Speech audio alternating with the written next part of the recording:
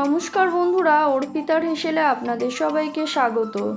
গরম তো পড়েই গেছে, তাই এই গরমের জন্য আমি ঝিঙা আলু দিয়ে পাতলা মাছের ঝোলের রেসিপি আজ আপনাদের সঙ্গে শেয়ার করব। প্রথমে আমি 4 পিস মাছ নিয়ে নিয়েছি, তার মধ্যে দিয়ে দিচ্ছি লবণ আর দিয়ে দিচ্ছি হলুদ গুঁড়ো।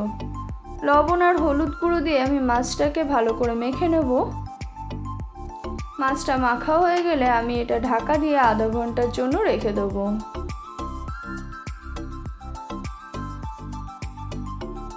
এবার আমি একটা কড়াইয়ে সরষের তেল গরম করে নিচ্ছি। আমি এখানে 3 টেবিল স্পুন সরষের তেল দিয়েছি। তেলটা গরম হয়ে গেলে আমি এর মধ্যে মেখে রাখা মাছগুলো দিয়ে ভেজে নেব। দেখুন তেলটা গরম হয়ে গেছে। এখন আমি মাছগুলো তেলের মধ্যে ছেড়ে দিচ্ছি। মাছগুলো কিন্তু খুব একটা ডিপ ফ্রাই করব না, একদমই হালকা করে ভাজবো। ডিপ ফ্রাই করলে কিন্তু মাছের পুষ্টিগুণ নষ্ট হয়ে যায়। মাছগুলো এইভাবে হালকা ভাজা হয়ে গেলে আমি তেল থেকে তুলে নেব। আরেক পিস মাছ ভাজা বাকি আছে, এই মাছগুলো ভাজা হয়ে গেলে আমি ওই মাছটাও ভেজে নেব।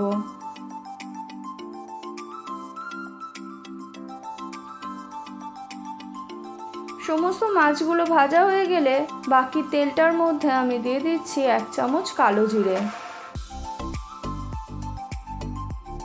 এরপর আমি এর মধ্যে দিয়ে দিচ্ছি কেটে রাখা আলুগুলোকে আমি এইভাবে লম্বা লম্বা করে কেটে রেখেছিলাম।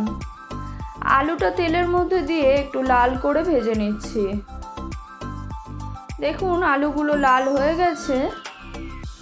এখন আমি এর মধ্যে দিয়ে দেবো কেটে রাখা ঝিঙাগুলো আমি এরকম লম্বা লম্বা করে কেটে রেখেছি।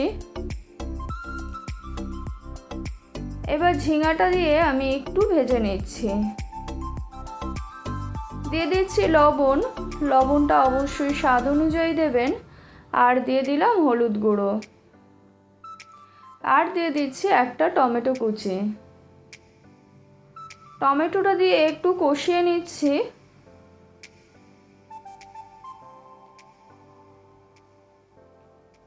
এরপর আমি এর মধ্যে দিয়ে দিচ্ছি 1 চামচ গ্রেট করে রাখা আদা।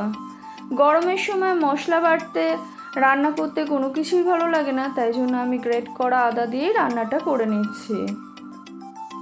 আদাটা দিয়ে কষানো হয়ে গেছে। এখন আমি এর মধ্যে দিয়ে দিচ্ছি 1 চামচ জিরে গুঁড়ো। সামান্য জল দিয়ে আমি জিরে গুঁড়োটা কষিয়ে নেব।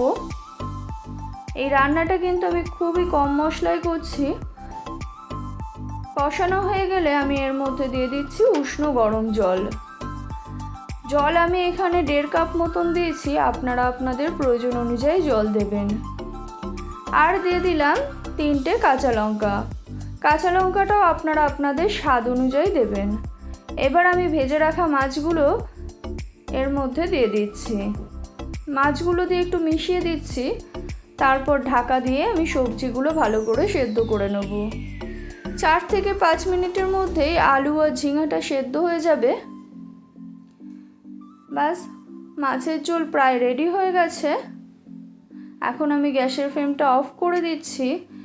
এই মাছের ঝোল গরমের সময় খেতে খুবই ভালো লাগবে।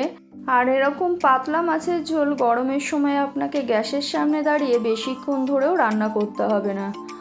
তো বন্ধুরা, আমার আজকের এই মাছের ঝোলের রেসিপি আপনাদের ভালো লেগে থাকলে একটা লাইক করে দেবেন, বন্ধুদের সঙ্গে শেয়ার করে নেবেন। আর এইরকম আরও অনেক রেসিপি পাওয়ার জন্য আমার চ্যানেলটি সাবস্ক্রাইব করে পাশে থাকবেন।